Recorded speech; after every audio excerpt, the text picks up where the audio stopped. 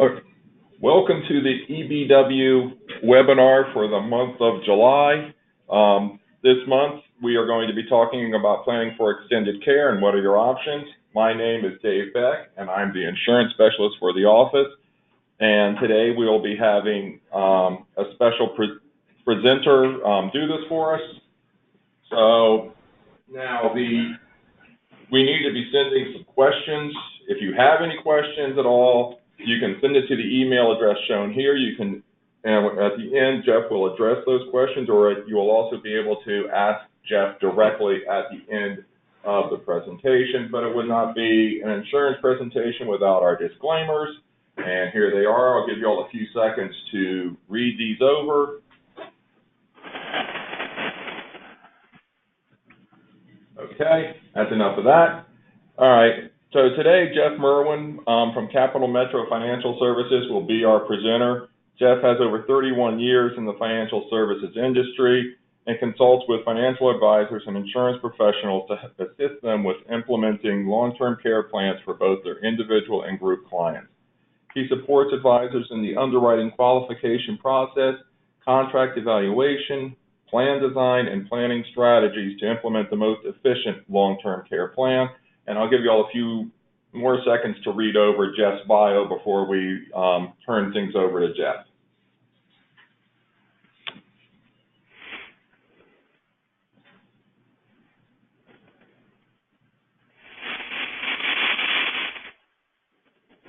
Okay. At this point in time, we're going to give the presentation over to Jeff. Jeff, it's all you. Well, thank you, Dave, and thank you to EBW for this opportunity to provide the information that hopefully many of you are kind of curious about and maybe kicking the tires about a little bit. And we deliberately called this planning for extended care because that's just nebulous enough to say it's just care in general. If we were to use the word long-term care, sometimes we instantly think of nursing home, and that's not necessarily where really the most of care are provided. Our goal today is to set the table a little bit about long-term care planning, extended care planning, and then to talk about some of the various strategies that we bring to the table to say, here are some of the options available to us. Dave, next slide, please.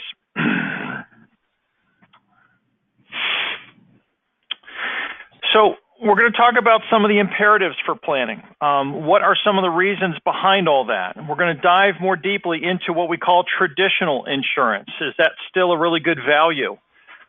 Some of the newer ways of approaching these topics is using life insurance. Is that a good option in terms of long-term care planning? And what's this thing called a hybrid policy? I've been hearing more about that. You can pick up the Wall Street Journal and other periodicals and start hearing more about that. And then lastly, is self-insuring a good idea? We'll actually take a case example and see if that makes sense. Next slide, please. So a couple things about the demographics. For us baby boomers, for myself, who was born in 1962, the number of people that were over the age of 65 was 1 in 10. Today, that number is 1 in 5, and as you can see on the slide, by the year 2060, that 65 plus marketplace is going to be 24% of the population. This is just another way of saying what's driving the long-term care bus in a big way is aging.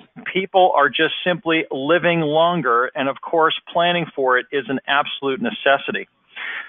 Another challenging aspect of aging is that for most people who might live in a somewhat metropolitan area, there's enough supply and demand to provide for care. But when you start moving into more rural parts of America, a lot of what we call youth flight is there.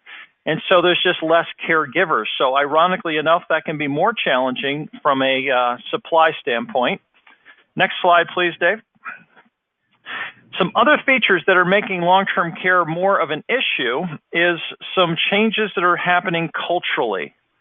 You've got longevity, which is just simply a fact of life, but culturally, we of course live in a very affluent society when you think of our country versus other countries. And so one of the markers of that is that we have a fair amount of obesity. And when you think about what that does to our body joints and so forth over time, functionality becomes more of a challenge. And so obesity rate increase means that long-term care concerns or issues or problems arising in the future are possibly more prevalent.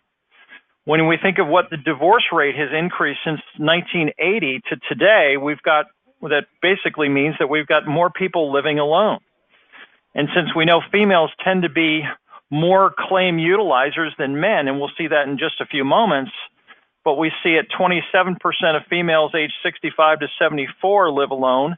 And as they ages progress, because maybe either husbands died or divorced, we see that more and more singleness out there, which means more and more difficult to take care of ourselves.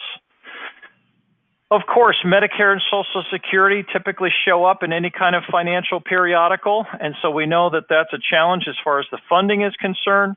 We know that 8% of the budget of the GDP today goes towards those programs, and of course that's going to be increasing each and every year, and by 2050 we'll be hitting 12%. Alzheimer's, another big issue. Most people, actually let me say, 50% of the folks who are age 85 and over have some type of cognitive impairment. So that, again, longevity pushing the long-term care bus. Next slide, please. Here is an example of where the claims dollars are being spent and what kinds of claims are being paid for when we think of long-term care. And as you can see, the number one claim, of course, is cognitive. In fact, the insurance company that's paid out the most amount of claims so far, which is somewhere around $12 or $14 billion to date, more than 50 cents of every dollar that goes out the door is for cognitive.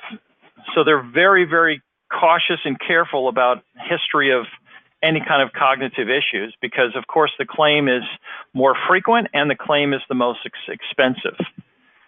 Oddly enough, cancer is a very frequent claim, but not a very expensive one because, of course, by the time we start needing care, it's just not a long-term claim for obvious reasons. But here's the interesting part, is that single women account for 40% of all claims and married women account for 26% of all claims. So we do the math, 2/3 of women use long-term care services. And as we can see, we add up the math, single men versus married men, but we come up to 33, 34%, and that's where the men fall. So as my aging father used to say, and when he was in the retirement home at age 98, Jeff, it's a bad age to get such good odds. So that's kind of where you see the male-female makeup in terms of utilization and type of claims. Next slide, please.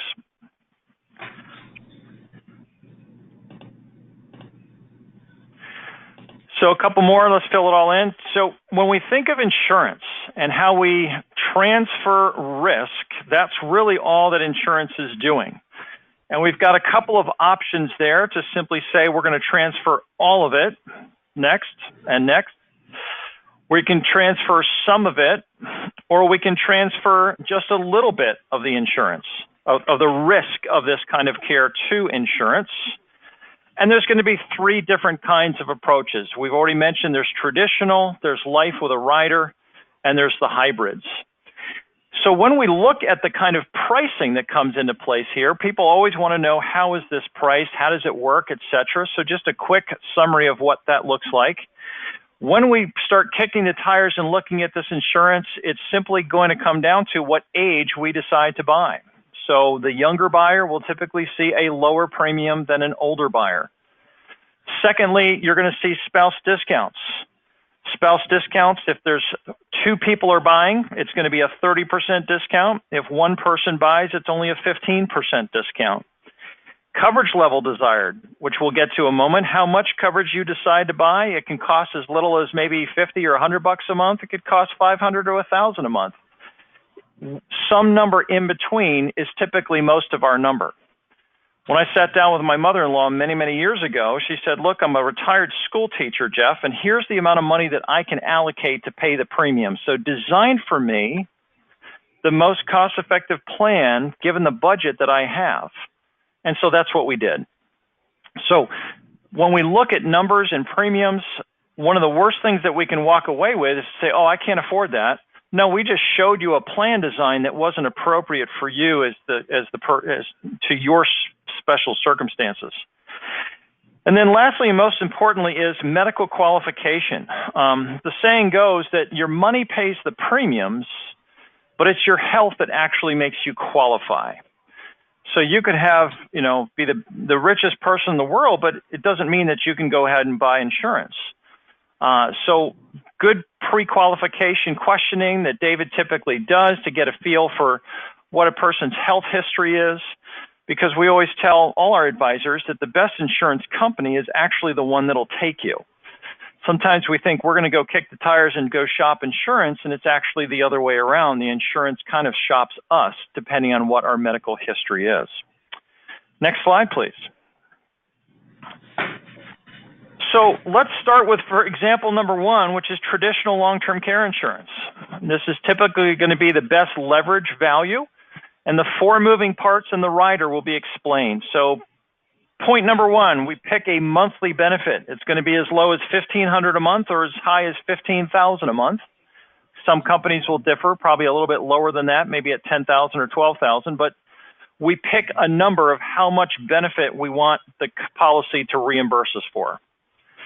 Secondly, how much money do we want in the bucket or the pool to be there? Do we need $200,000, $400,000, $600,000, or other ways we measure it is benefit years, meaning if I take a $6,000 a month benefit and a 5-year benefit period, which is 60 months, that creates a $360,000 pool of money. Thirdly is an elimination period. When is this coverage going to kick in? In this case, it would have to wait 90 days. You and I are familiar with what's called a deductible. This would be similar, but it's not a defined dollar amount. It's a defined amount of time before the insurance kicks in. And in many policies, they have what's called first day home care, which means that there would be no waiting period to get care at home, which is their way of providing an incentive to get care at home, because that's typically going to be a less expensive claim than care in a facility. And then the fourth moving part that every policy we look at is, does it make sense to add the inflationary COLA or cost of living adjustment? Policies can increase by 1, 2, 3, 4, 5%. Typically, we're recommending 3% is more closely aligned to current inflation.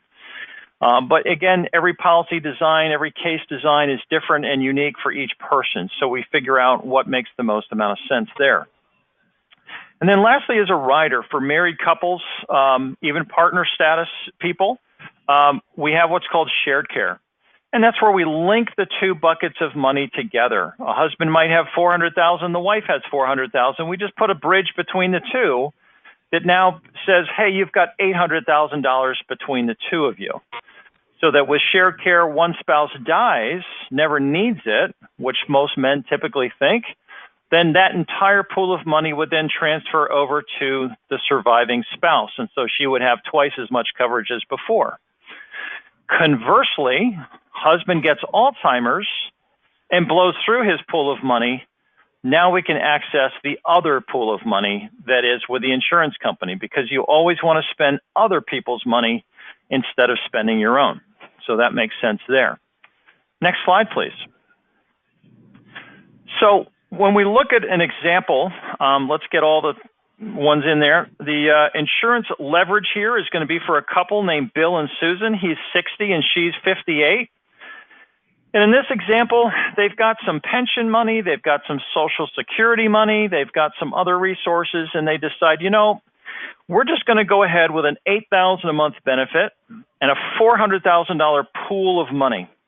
And we're going to add that shared care rider in case some policy a claim goes longer than we anticipate. And we're not going to have any inflation on it at all. So it's just going to stay as is. The first thing that you'll notice here that's unique is that Bill, who's 60, his premium's $1,900, and Susan, who's 58, her premium's $2,800. Welcome to gender pricing. And as I mentioned and alluded to in the joke about my father, The cost of care, the frequency of care, when you've got 2 out of 3 women needing care, it makes sense that the pricing matches the actual experience in the claims. So that's why you'll see higher pricing for them. But what we look at here is a combined premium of $4,700 and a combined pool of coverage of $800,000 between the two of them. And a simple way to analyze if any insurance that you and I look at, whether it's auto, homeowners, life insurance, long-term care, whatever it might be, we simply look and say, hey, what's the leverage value here? Let's take the premium, $4,700, divide it by $800,000, and that gets us 0.006. That's 0.6% to cover or protect $800,000 of our assets. I would submit to you that that's an excellent leverage ratio when you think of what the insurance is promising to pay and the premium that's required of us. So that's the big positive of traditional long-term care insurance. There's potentially 2 negatives. One is we could just simply both die and never need this coverage. That's certainly a possibility. But it's typically lower when you think about the real odds of what people are experiencing. But also there is the potential for a price increase. Just a little bit on that. Traditional policies will have what we call guaranteed renewable, which means they can't change the contract, but they can ask the insurance commissioner of the state to increase the pricing. Older policies have had some significant increases because we just didn't have the kind of data and understanding of how to price these the way we do now. Today's policies have much more accurate predictions, and I'll give you one of the 3 categories of assumptions. There's called a lapse rate.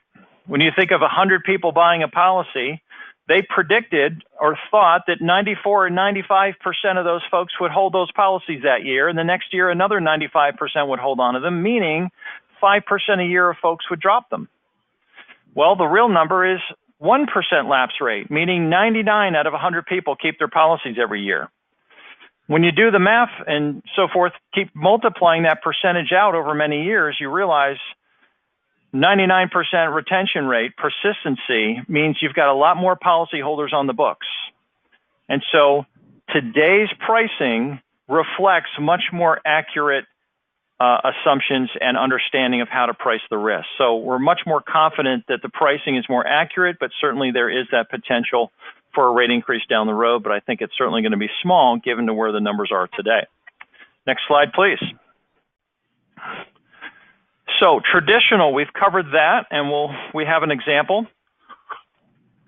Now we look at life insurance, and we simply attach a rider onto the life insurance that allows us to spend the death benefit before we die. Life insurance, you don't have to die to use, is the way to say it. But all we're doing here is simply saying with this rider, we can accelerate the death benefit at 1%, 2%, or 3%, or 4%, depending on the insurance company that offers certain choices, to pay for long-term care expenses before we die. So maybe I use up half the death benefit to pay for long-term care. The remaining amount would pay to my beneficiaries. So obviously lots of ways to design this depending on how much or how little that you decide to buy. Some of the advantages of this is certainly benefits would be paid as a typical reimbursement approach, but many of the companies pay what's called a cash approach, which says, here's the check. We're not going to ask for reimbursement. So there's a little more flexibility there. We're also looking at more flexibility with underwriting. They tend to be a bit more lenient because they're certainly collecting more premium. And it also satisfies the use it or lose it because we know that there will be a claim, either a death claim or a long-term care claim, or as I alluded to, a possibility of both. And as you see in this example, we'll still keep using Bill and Susan. Bill at age 60 for a $400,000 policy and the potential to draw $8,000 a month to pay for long-term care, assuming he's in good health, what we call second best preferred rates. His annual premium is $8,150. And for Susan, who's 58 and female, we know that the pricing typically favors females more in the life insurance world because there's more years to collect on the premiums. Her premium is $6,376 for a combined total of $14,000 plus. So Life insurance would be another option to look at if someone's very much concerned with a use it or lose it scenario. Next slide, please. The other option is what we call hybrids.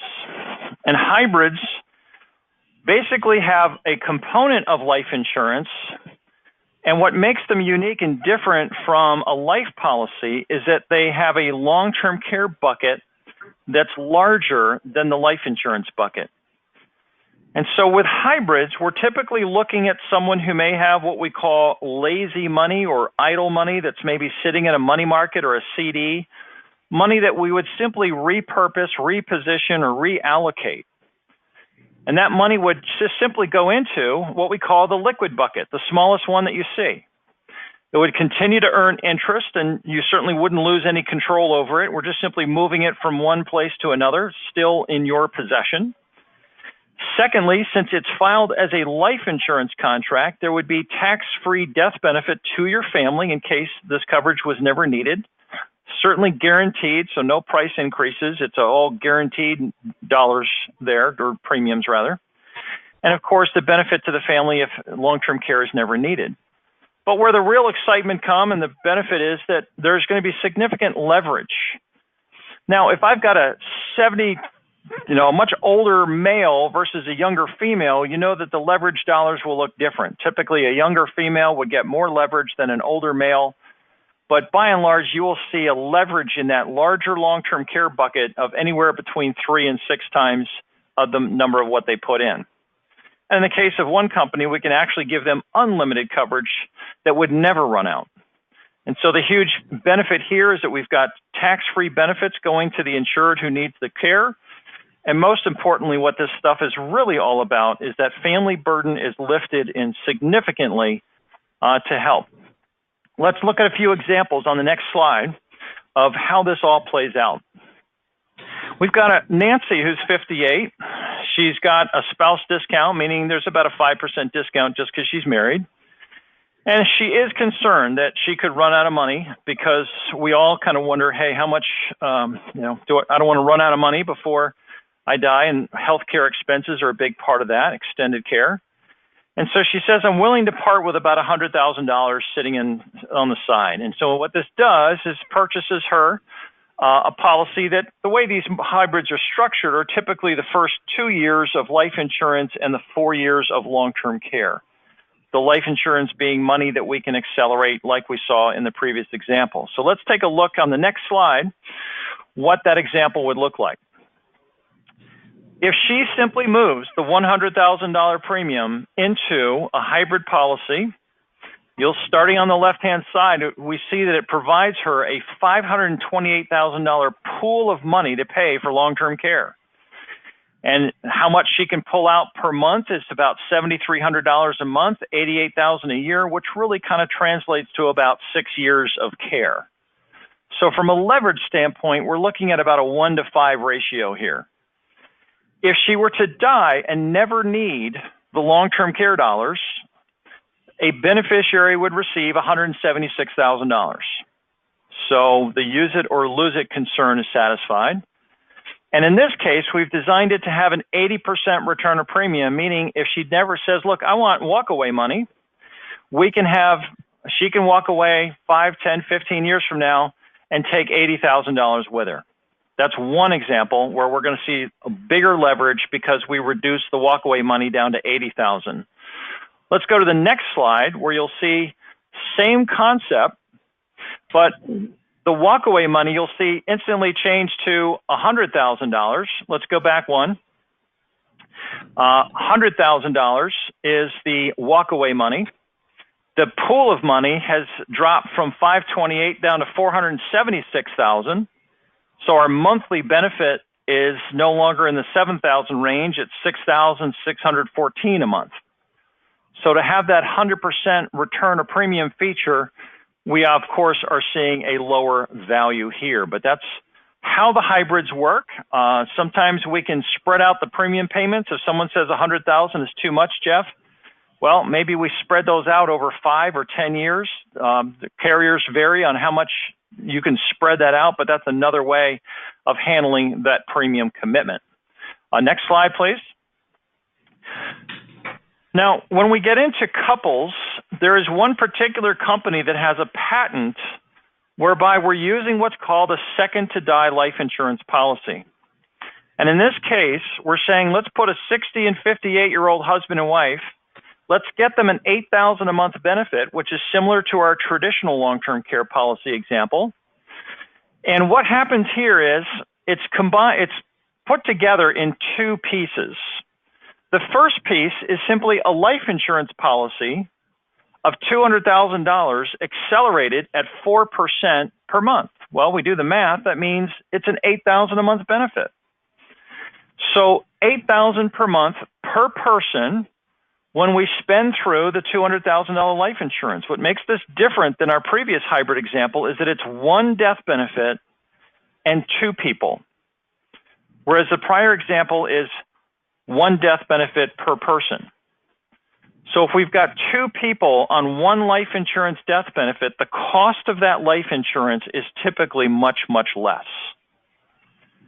Now, the second portion of the policy that you'll see at the top is called the continuation of benefits rider. It just simply keeps the $8,000 a month benefit available to pay for care.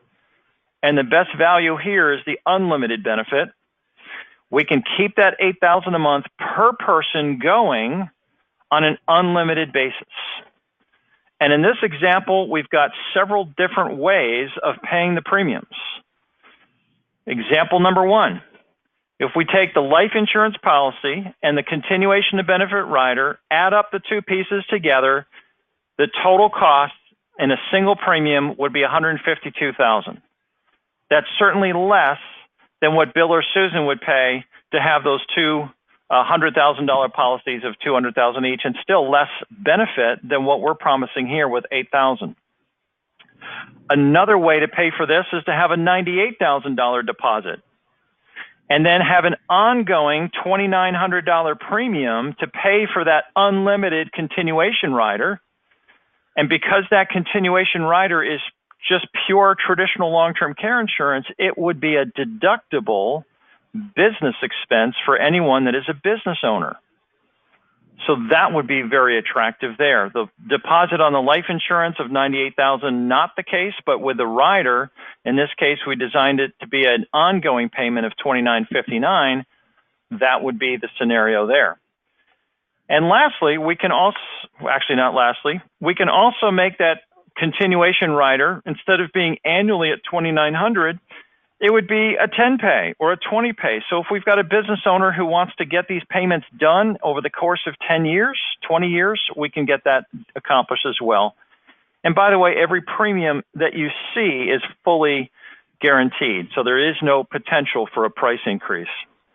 And then lastly, the continuous payment.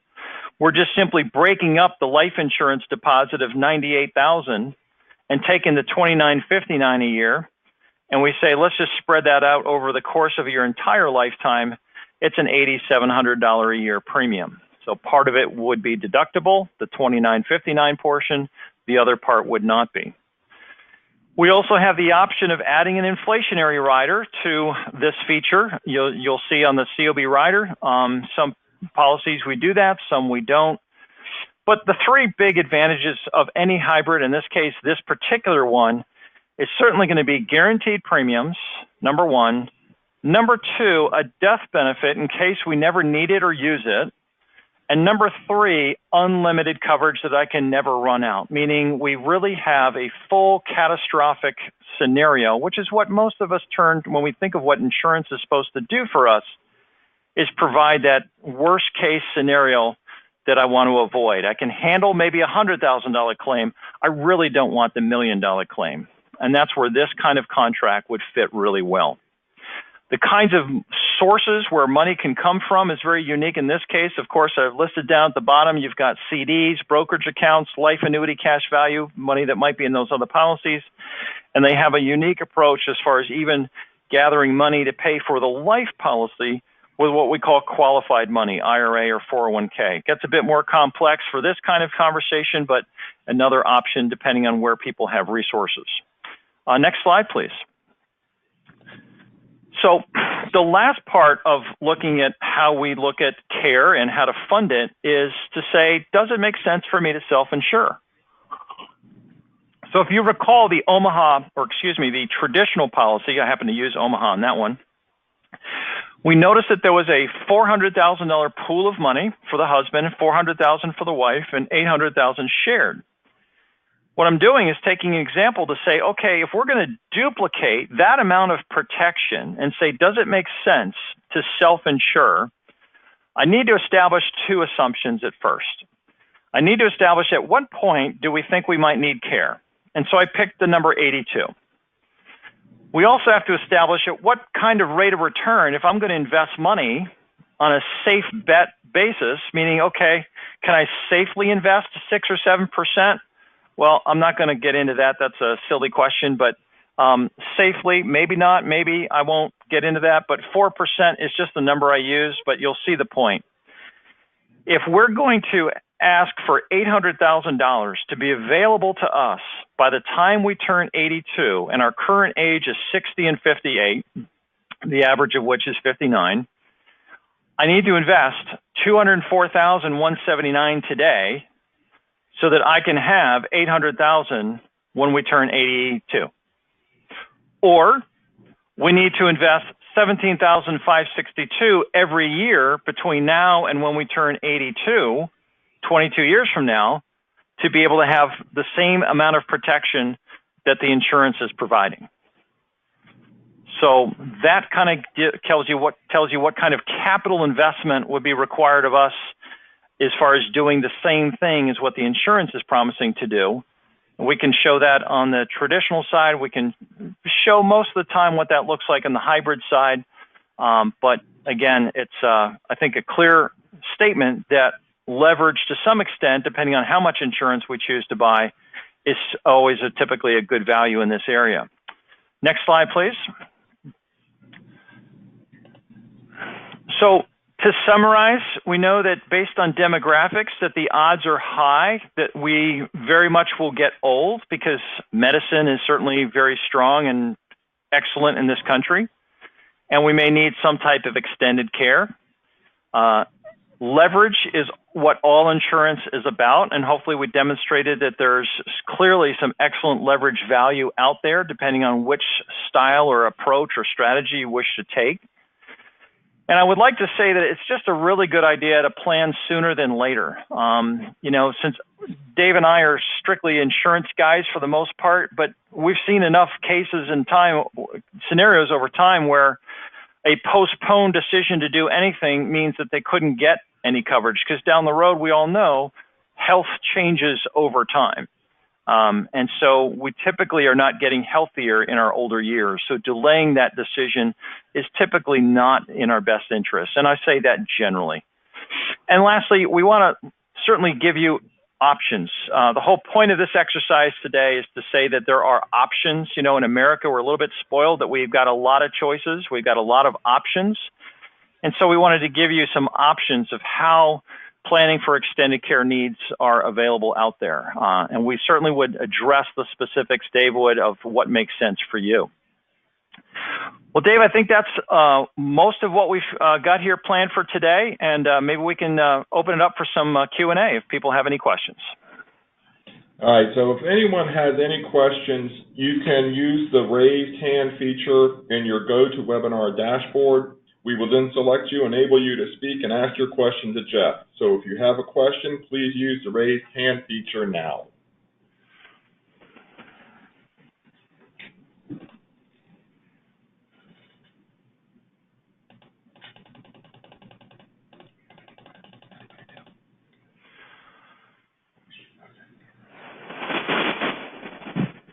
All right, so it doesn't appear that we have any questions at this time, but if you do come up with any questions, please feel free to reach out to us. You can send it to Doug, me, your advisor at EBW, and we will certainly get the answers for you and back to you. So at that point, with this being the case, I would say that this webinar, oh, we have one question, sorry.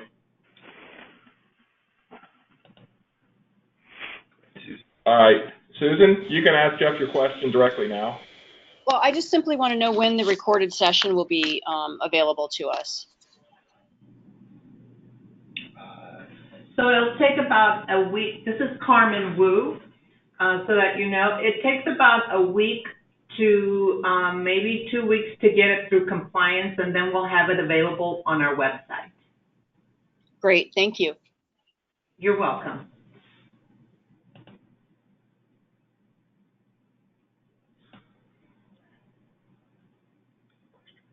All right, so no more questions at this time then. So, Jeff, I thank you for taking the time and going over this.